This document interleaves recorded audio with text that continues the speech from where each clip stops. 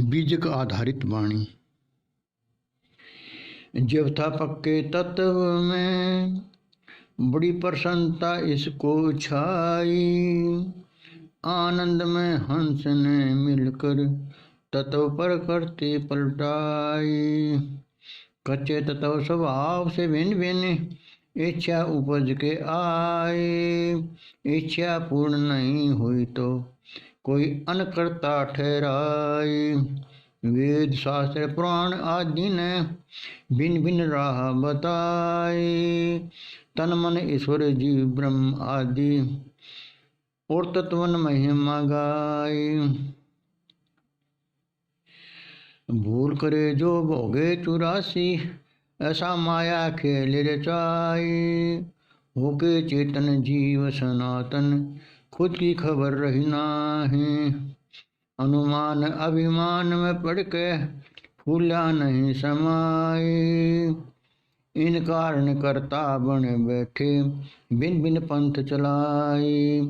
भूले सोई बर्बाद हुए हैं सतगुरु मोह समझाए।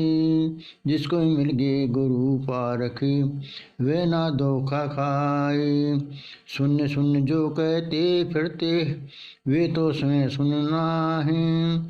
चेतन को तो माने नाही जड़ में जाए समाए।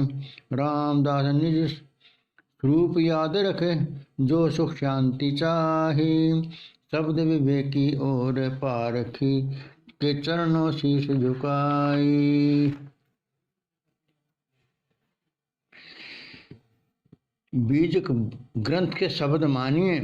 जो अमृत का सागर पढ़े गुणे और अमल करे तो खुश रहे सुख पाकर। तो देखिए ये जो थे गुरु की कृपा से 115 शब्द हैं बीजक में, उनको 61 शब्दों में संक्षेप से आपको समझाया गया।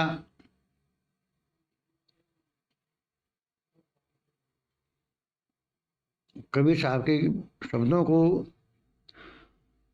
तभी तो कहा है आखिर में ये शब्द पूरे होने के बाद, अगर बीज ग्रंथ के शब्द मानिए। जो अमृत का सागर पढ़े गुणे और अमल करे तो खुश रहे सुख पाकर। तो आप जो है इन शब्दों को ध्यान से पढ़िए। हमारा मानव भ्रम निवारण जो है चैनल है, इसको सब्सक्राइब करिए और हमारे वीडियो सुनिए और अपने जीवन की राह को सफल बनाइए। जो था पक्के तत्व में ऐसे कहने में आता है कि ये जो 5 तत्व हैं इनके 5 पक्के जो गुण थे, इनमें ही इसकी रहनी थी जीव की। दया, शील, संतोष, विवेक, विचार, क्षमा, ये 5 तत्वों के अपने गुण थे। धैर्य, ये पक्के तत्व हैं। पृथ्वी का सत्य है, अग्नि का शील है, वायु का दया है, जल का विचार है और आकाश का धैर्य है।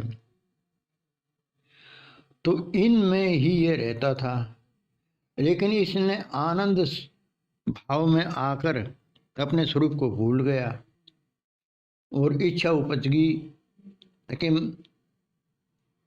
मैं और आनंद लूं और आनंद लूं। तो उस आनंद के लिए इसने कोई कर्ता ठहराया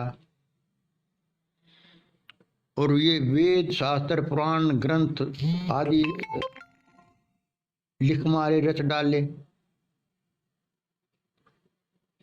कहीं ईश्वर की उपाधि दे दी, कहीं जीव की, कहीं ब्रह्म की, कहीं तन की, मन की और भिन्न माया की।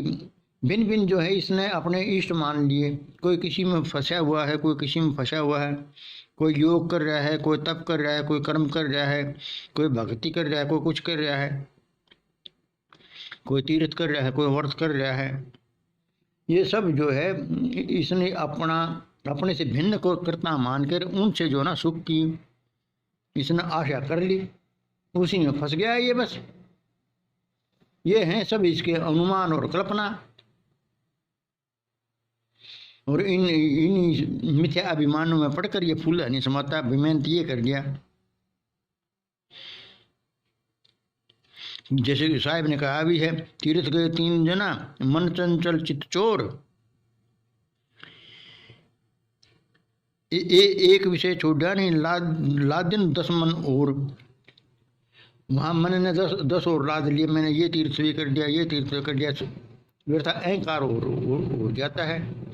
और ये समाधि वाले हैं, ये शून्य शून्य करके वही शून्य है शून्य है। अरे वो ये शरीर शून्य हुआ, तू तो शून्य हुआ।